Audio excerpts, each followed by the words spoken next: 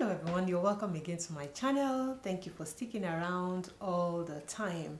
Today's video we're going to be talking about the workplace culture and how you need to interact and behave in the workplace for you to get that promotion, for you to get that increase in pay, for you to be able to be noticed in your workplace, or even the things that you need to do differently so that you'll be on your next level of advancement in your career. Sounds like what you want to know more about? Keep watching, guys.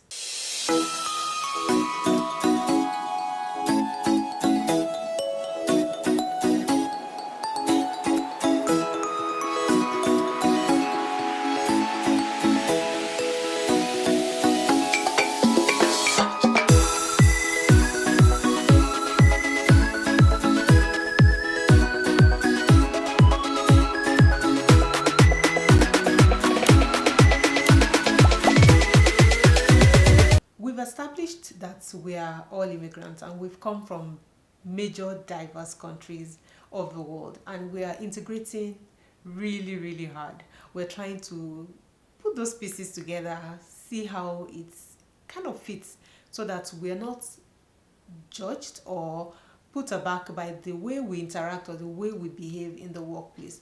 But there are some common things that we need to know irrespective of where you are, whether you're from your home country or you're even working here in Canada. There are some basic things that we need to put ahead of the game so that we don't lose out in that advancement that we're looking for in our workplaces. Number one is communication. Communication is a soft skill. We all talk. Yes, we all talk. But how often or how do you interact with your co-workers? Don't forget that the workplace is a team environment.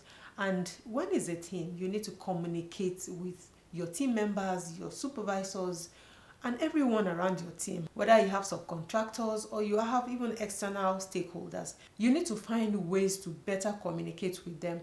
And when I say communication, it depends on what your company also have in stock, whether you're emailing them or you're calling by phone, or you have to make frequent visits to be able to update them of whatever you're working on. But the main focus here is teamwork. And when I mean teamwork, I'm saying that you need to be able to relate and communicate with your team. Are you someone during your break time, for instance, when you are meant to sit down and chit chat with your co-workers during lunch, you are sitting alone in your corner, or you just drive back home to have lunch and come back to work, or you just decide to stay aloof without engaging? All the engagement that you have is only for the work, because you have to talk to them or brief them about something that you do at work, and that is it. That won't earn you any promotion. That will earn you a seat on the next level of your career. It wouldn't earn you. Don't forget that by interacting and by communicating with your co-workers and your supervisor, you're showing your ability to be able to also communicate with your external stakeholders or your clients if you have people that you have to interact with outside the company. If you are that shy person, if you are that quiet person, if you are that person that wouldn't just say anything except when spoken to, then you're going to have a tough time getting to that next career or that next position in your workplace. You need to learn to speak. You need to learn to share information. And this takes me to small talks, how Canadians actually break the ice with communication. And you can start with that. You can talk about, oh, I love the color of your shirt. I love the way you dress. You can talk about the weather. You can talk about, your family. You can talk about anything. Just break the ice. And that kind of gives in the other party ability to be able to want to talk to you. So you must find ways to break the ice and start communicating.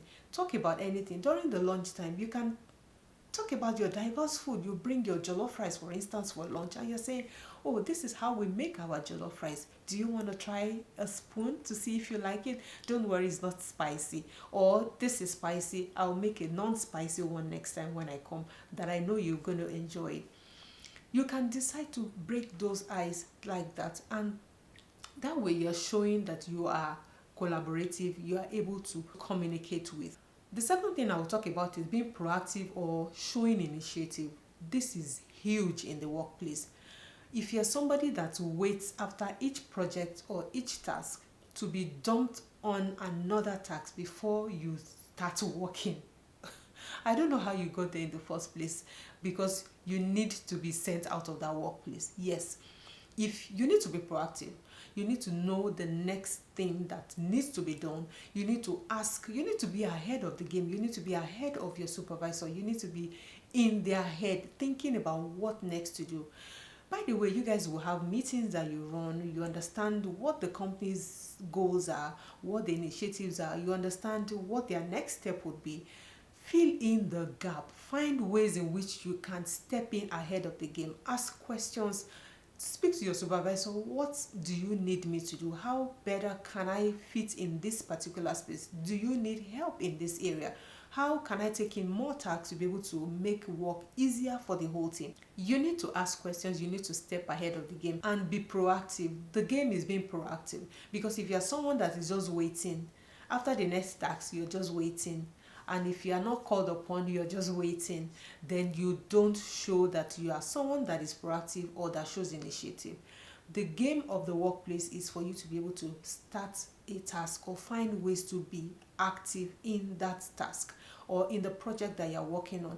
Don't wait to be called on. Don't wait, because there's always something to be. This leads me to the third one, which is, well, you're showing strength. You're a top performer in the workplace.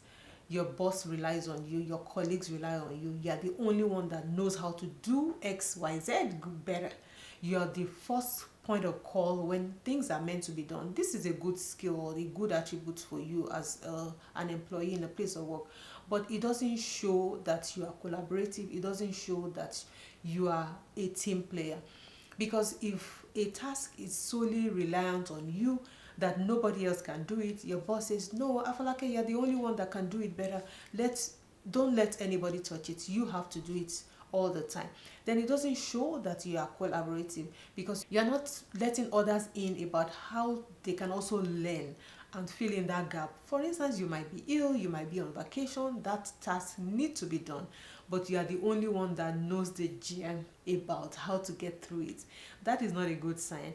That will just make you sit on that role, and your boss will not want you to go anywhere else, because he will be afraid that nobody else can do it the way you do it. I know it's a good sign, it's a bad sign. If you know how to do something well, it makes the job faster, quicker. Your boss knows that, yes, this person can do it well, and they always want to return that job to you to do. But on the flip side, it makes you stagnant on that role. It makes you immovable. It makes your boss not want to let you go on another task or another role. If, for instance, there are other roles or you want to do something else, they are kind of selfish in a way that they don't want you to leave, and they want you just on that task. So the best thing to do is to be open-minded. Let your employees or your colleagues know what you do. And I'm so grateful that here in Canada, jobs are kind of open in such a way that people know what you do, especially when you're on one collaborative tool or the other, like Slack, like Asana, or whatever your company uses. There's a way that you show your progress of tasks and what you have done so far, how you get it done, what is the next line of action, do you need help in one area or the other, and everybody knows what you are up to. So it's not a game of we don't understand. Maybe, yes, they might not understand the intricacies of it, but at least they understand what you do. And then it takes another step for you to teach them deeper into how to go about it. So that helps you, shadow another role, helps you move to the next level in your career, and not make you stagnant for many years, because, hey, we don't want to stay on the same spot forever. We want to progress, and that's the game here. As you become a top performer in that particular role, please think collaboration, think team player, think increase, because you are going to be moving out of that role pretty soon. Okay, now if you have a boss that feels insecure, what do you do? And all your effort to be able to move to other roles has been futile. Sometimes, like being a top performer, if your boss is insecure about you, especially when they feel that if they put you out there, the shine will be taken off them, then you won't be promoted. Then the credit of the job that you have done would not rest on you. If, for instance, one sign for you to note is if you probably have a task that you handled and you have to sit with senior leaders to be able to speak on this job, and your boss takes that job away from you and he presents it all the time without even giving you that opportunity to speak on that particular subject matter, because you brought that up or you generated that information or you put those data together, and all of that is a sign that your boss is not going to get you off that table. It actually comes down to an insecure leader who feels threatened by the staff or the employee that you're working with, and this is not a good sign. If you also look at some other positions in the workplace that you want to move to, and you speak to your supervisor that you want to move here, and they say, okay, when those opportunities open, we will consider you. And I'm not saying give it to you, put in consideration, by the way. That is a good sign. But if your boss constantly would promise that and would not do that, it just shows that there's something else that he or she is not letting you know. And that is not a good sign, because you're doing well, you're performing, yet you're not getting that increase or that pay rise, or you're not moving to the next level in your career because your boss is not letting you to move beyond that role. That is not a good sign. An insecure leader will want to preserve that area where they have influence, because they don't want to put you out there so that you don't take the shine off them. Yes, and I'm not saying the boss knows everything, and that's why we need to collaborate, because in the workplace, everybody has the tasks that they do, and then your supervisor or your boss is the one that oversees the whole thing. But it doesn't mean the supervisor knows everything, and that's why everyone has to be good in one thing or the other. But if your boss sits constantly on your job and not hone your skill and help you show off that skill, that you did this well, or you are the one that contributed to this, or you made this process easier, or just give you some kind of recognition in the place of work that you did something, then it can show that maybe your boss is insecure, or they're just trying to preserve their own office so that they don't lose it. This is something to look out for, because one other thing that came to my mind is that when they actually give you that opportunity and you get promoted, for instance, you probably will be on the same level with them, or maybe near level with them, and it shows their incompetence because you've been the one doing this work. Some of these things are red flags that you need to look out for when you're working in the workplace. But it doesn't take the shine off you from being a top performer. Still be a top performer, still be that person that influences the team positively, still be that person that turns out the good result.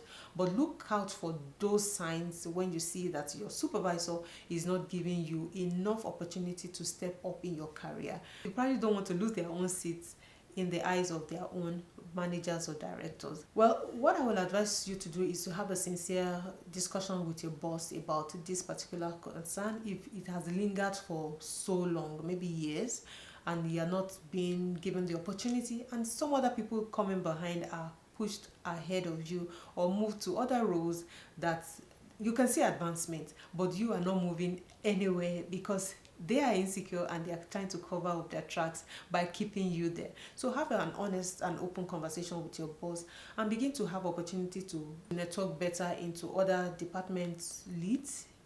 So I'm not saying trying to hunt into those roles, but you are trying to open up so that by interaction they see that you've got the gem, you've got what it takes to be able to work in that place. Sometimes in the workplace, when some roles come up, they begin to look into other departments to be able to get someone that can do that job better. So it's a way for you, it's a win-win, although sometimes it can be risky, but it's a way that helps you to also be in the face of other managers and other departments in your workplace. I hope this helps someone that is struggling with moving from one level of their career to the other, even within the workplace, not getting a promotion and still not advancing in their career. If you've had similar experience in your workplace, please drop a comment below and let's have a conversation about it. How did you navigate around it?